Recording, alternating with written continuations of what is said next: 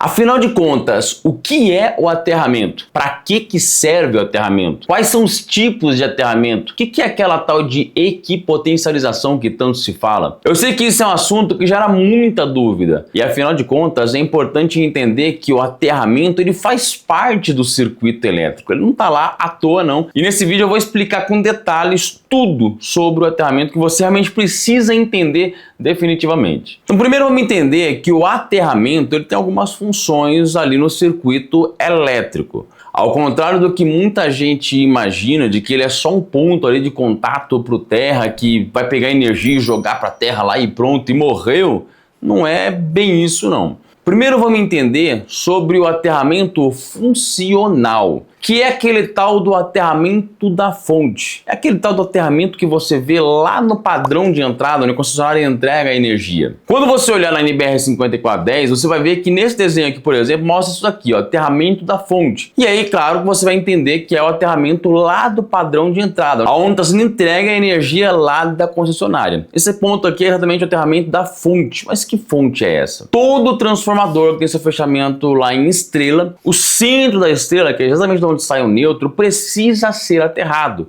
para que o transformador funcione corretamente. O neutro tem que sempre manter a sua referência em zero. E quem vai garantir isso é o terra. Por isso que eu preciso conectar o centro do transformador, que é onde o neutro está ligado, ao terra. E como é que eu faço isso? Conectando o neutro ao terra. Isso é o que a concessionária exige. E isso é o tal do aterramento funcional. É o aterramento para que o transformador funcione corretamente. Mas aí já começa a gerar confusão, porque lá no padrão é uma única haste. Por que no aterramento da casa tem que colocar mais hastes? Que história é essa? Então vamos entender o seguinte, esse aterramento que está lá no padrão de entrada, o próprio nome já diz, né? É padrão. A concessionária ela padronizou um tipo de caixa ali para poder estar colocado na entrada onde vai receber energia. Por isso chama-se padrão. É o padrão da concessionária. Tem uma caixa de entrada que está padronizado pela concessionária. Aquele padrão ali é a forma que a concessionária estabeleceu que ela quer que você aterre o transformador dela. Só que não é uma haste. Ela exige que você coloque uma haste para aquele transformador. Então, quando você olhar bem, você vai perceber que esse transformador alimenta várias casas e cada casa tem um terra ali colocado no padrão de entrada. Ou seja, aquele transformador tem várias hastes de aterramento, fazendo ali realmente um grande eletrodo e garantindo essa referência do neutro. Se é uma empresa, um mercado, um comércio, alguém que tem um transformador próprio, que fica dentro do terreno, esse transformador também vai precisar ser aterrado. Quando você olhar aqui no desenho da norma, você vai ver que esse mesmo desenho aqui de aterramento vai ser o transformador, que no caso é o seu, não está vindo pela concessionária. E ele vai ter que ser aterrado da mesma forma. E aí você precisa garantir esse aterramento funcional e certamente não vai ser apenas uma única haste que vai garantir isso. Então essa é a primeira função do aterramento. Ser um aterramento funcional, para garantir o funcionamento. Mas o aterramento também tem outras funções, como a função de proteção. E aí nessa proteção, o primeiro caso que a gente vai ter é a proteção contra descargas atmosféricas. Lembrando que a energia que ocorre ali na descarga atmosférica, ela é completamente diferente da energia que a gente tem lá no gerador ou no transformador, aquela que vem no concessionário, não tem nada a ver com a energia da descarga atmosférica. A descarga atmosférica a gente pode falar ela como um pulso, é um pulso elétrico, igual acontece lá, por exemplo, na descarga de um capacitor, ou quando ocorre, por exemplo, o acúmulo de energia estática, né? Que quando você toca, dá aquele choque bem forte, exatamente isso que acontece na descarga atmosférica. Você tem uma energia com um valor absurdo ali acumulado que vai ser descarregado num único pulso em alguns milissegundos. E aí essa energia, sim, ela simplesmente vai ser descarregada, drenada e distribuída totalmente ao terra. Ou seja, os elétrons vão ali se reorganizar novamente de forma que o que está carregado ali na nuvem vai descarregar no terra e pronto. Não é igual a parte funcional do transformador e nem mesmo as outras funções que eu vou falar do aterramento. Então lá no padrão de entrada da concessionária, eu coloco o tal do DPS, que é um dispositivo que vai detectar esse surto de tensão que está vindo da descarga atmosférica e vai desviá-lo para esse aterramento. Essa descarga atmosférica que está vindo lá da rede da concessionária é a chamada descarga indireta, ou seja, não é uma potência total da descarga atmosférica, que vai acontecer lá no SPDA. No SPDA, a descarga atmosférica é a chamada descarga direta, ou seja, o impacto vai ser muito grande, por isso que o SPDA ele tem que ter um aterramento muito mais bem executado, com as corretas medições do solo, utilizando anel externo, talvez aços complementares e etc. Porque ali eu tenho um impacto muito grande e a descarga vai ser direta do ponto de contato ali do raio até o terra e vai se distribuir totalmente. Essa descarga que acontece lá no padrão é uma descarga indireta. É bem menor ali a potência, muito menos energia ali, pois ela foi apenas induzida na rede da concessionária e ela vai ser descarregada ali ao terra da mesma forma. Lá no quadro de disjuntores eu posso realmente também colocar um segundo DPS. Primeiro DPS, que está no padrão, é o classe 1, que é aquele que vai aguentar o maior impacto mesmo ali da descarga atmosférica. E depois eu posso colocar um segundo ali no quadro de disjuntores, também aterrado, para pegar o que sobrou ali de energia e também jogar para o terra e evitar ali inclusive picos de tensão dentro da instalação elétrica. Então, essa é outra função do aterramento, realmente descarregar energia acumulada diretamente ao terra. Tanto as descargas atmosféricas quanto energias estáticas. Tá? Você vai encontrar situações em indústrias onde acontecem em um processo industrial o acúmulo de energia estática e eu simplesmente conectando aquele ponto onde pode ter acúmulo diretamente com o terra, eu faço com que aquela energia estática ela não se acumule e sim ela se distribua ao terra, evitando ali algum acidente, princípio de incêndio e etc. Só que o aterramento tem outra função de proteção, que é garantir o seccionamento automático do disjuntor. Tem gente que não imagina isso, mas sim. Se você olhar lá nos esquemas de aterramento, TN, TNSS, TT e etc., você vai perceber que em alguns esquemas, como por exemplo no TN, a norma fala sobre o seccionamento automático e é justamente isso que eu vou explicar aqui. Mas eu vou deixar para o próximo vídeo para detalhar exatamente como é que funciona o TN, TNCS, o TT e eu vou explicar qual que é a melhor aplicação de cada um deles no próximo vídeo. Agora vamos entender o que tem a ver o aterramento com o acionamento do disjuntor. O disjuntor não é uma questão de sobrecarga, ou seja, o circuito começou a ter uma corrente demais ali, o disjuntor tem que proteger para não derreter o cabo, etc. Não é só isso. Se nós formos imaginar, por exemplo, um equipamento e a fase entra em contato com a carcaça desse equipamento, que não deveria ocorrer. O que vai acontecer é que a carcaça desse equipamento ela vai ficar energizada. Só que por questão de segurança, a norma já pede que dessa forma já seja seccionado automaticamente o disjuntor. Por quê? O que vai acontecer? Se essa carcaça da máquina ela está devidamente aterrada, ou seja, no referencial zero, ela vai estar no mesmo referencial de que o neutro. Então, se a fase entrar em contato com o neutro, o que acontece? Um curto-circuito. O disjuntor desarma. Então, se a fase entrar em contato com o terra, o que tem que acontecer também? Curto-circuito. Tem que desarmar. Ou seja, se a minha carcaça está devidamente ligada ao terra e o terra está realmente no mesmo potencial que o neutro, devidamente aterrado lá no padrão, o que vai acontecer é que quando houver essa fuga de fase para o terra, o meu disjuntor desarma.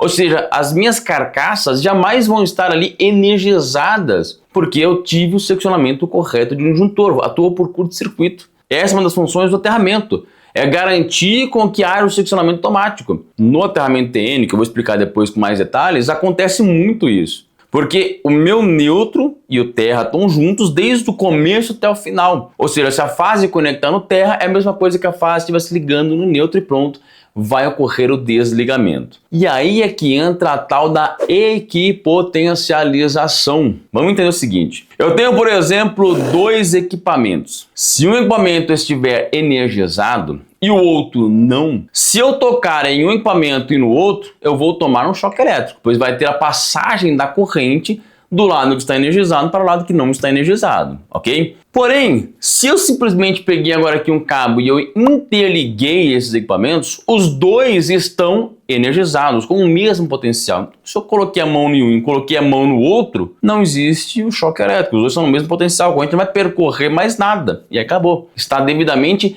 equipotencializados os dois equipamentos. Só que não basta eu equipotencializar os equipamentos. Veja que nessa situação, eu tenho todos os equipamentos devidamente conectados, ou seja, a carcaça de todos eles estão todas equipotencializadas por igual. Se ocorrer uma falha na fase de um dos equipamentos e a carcaça deles, mesmo se o meu disjuntor não atuar, Se eu tocar em dois desses equipamentos, eu estou protegido. Só que, se eu tocar em um equipamento e eu tiver contato com o chão ou com uma estrutura metálica, o que vai acontecer é que eu vou ter uma diferença assim, de potencial entre essa carcaça que está energizada e a terra. Então eu tenho uma equipotencialização entre os equipamentos, mas eu não tenho a equipotencialização dos equipamentos em relação ao solo. E aí é por isso que lá na NBR 5410 ela fala que a prioridade do aterramento, que sempre deve ser considerado primeiro, é o aterramento da estrutura, de toda a estrutura da edificação. Porque vamos olhar o seguinte aqui, ó, eu tenho uma malha construída aqui no concreto, por exemplo, eu tenho toda a fundação, a edificação, e aí eu tenho um cabo terra que vai estar ligado com todos os outros equipamentos que também estão ligados a essa malha. O que acontece é que agora, mesmo que ocorra uma fuga, tanto aqui na estrutura, quanto na carcaça de equipamentos, tudo, absolutamente tudo, vai estar no mesmo potencial. Por isso que em uma indústria, se eu tenho lá eletrocalhas, elas têm que estar aterradas. Qualquer estrutura metálica deve estar devidamente aterrada, mesmo ela não sendo considerada uma massa, porque massa, segundo a norma, é o equipamento que dentro dele tem alguma coisa elétrica ali que pode dar fuga. Então, um portão, por exemplo, não é considerado uma massa. Mas se ele tiver o risco de ser energizado e ele não estiver aterrado corretamente, ele se torna um componente que pode apresentar risco. Então, nesse caso, se ele não tiver com a sua estrutura devidamente aterrada, precisaria aterrar também um corrimão, uma janela, tudo que não tivesse devidamente conectado e que pudesse representar riscos ali de se energizar e de repente oferecer choque a algumas pessoas. Por isso que você vai encontrar algumas situações que vão exigir aterramento de plataformas, passarelas, entre outras situações onde você tem uma estrutura metálica que não está devidamente equipotencializada. Agora você já entendeu que quando se fala de aterramento, eletrodo de aterramento, por isso que a norma pede que prioridade seja utilizada a fundação, a estrutura de toda edificação. Porque dessa forma,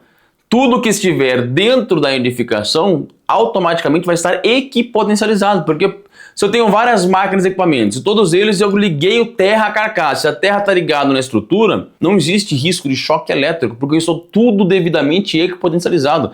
É como se tivesse ali a tal da gaiola de Faraday e pronto, está tudo equipotencializado, não tem risco de choque elétrico. Agora, se nessa situação aqui eu fiz o aterramento com as hastes, que a norma não é muito favorável a isso, e eu coloco nesse ponto aqui, por exemplo, longe da minha instalação, numa área ali ao redor das hastes, eu vou ter um excelente aterramento, ou seja, algo que estiver próximo vai estar equipotencializado em relação ao solo. Porém, a terra ela não é uma boa condutora, ela tem sim uma resistência ali no solo, ou seja, vai tirando essa equipotencialização quanto mais longe estiver ali da haste de terra. E ainda tem as variações do tipo de solo, se é um solo argiloso, se é um calcário, o que é ali, dependendo do tipo de solo, pode aumentar muito essa resistência. Então, pode ter uma situação no qual você conectou todas as máquinas, equipamentos na carcaça certinho, aterrou o pino da tomada, ela fez tudo certinho. Só que o aterramento que você colocou usando haste, você colocou lá no canto, lá no ponto lá, talvez usando apenas uma única haste, como eu já comentei e critiquei bastante isso, você não está garantindo que tudo está devidamente equipotencializado. Pode ser que naquele ponto mais longe do aterramento, se a fase entrar em contato ali com terra mesmo, por exemplo, não vai atuar o seccionamento automático. Ou seja, se houver um contato entre a fase e a carcaça do equipamento,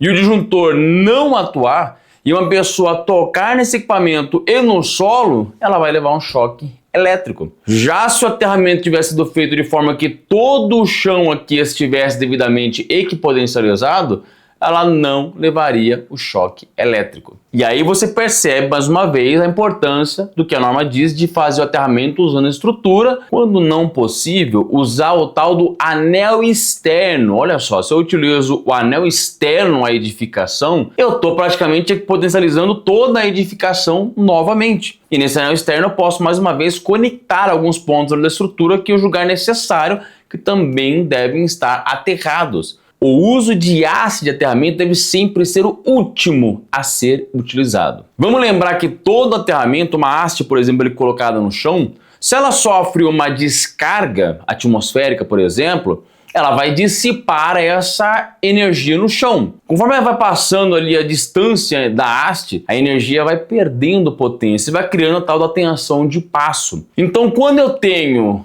hastes colocadas próximas, mas não estão conectadas, eu posso criar diferentes potenciais no mesmo terreno. Por isso, mais uma vez, que o uso de hastes ele deve ser utilizado, conforme a norma diz, em situações onde realmente não foi possível utilizar a estrutura ou fazer o anel externo. Deve realmente ser evitado o uso de hastes para aterramento. E esse também é um dos motivos dos quais, quando você tem aterramentos muito próximos, a norma também deixa isso bem claro, é melhor que você conecte eles e não deixe desconectados.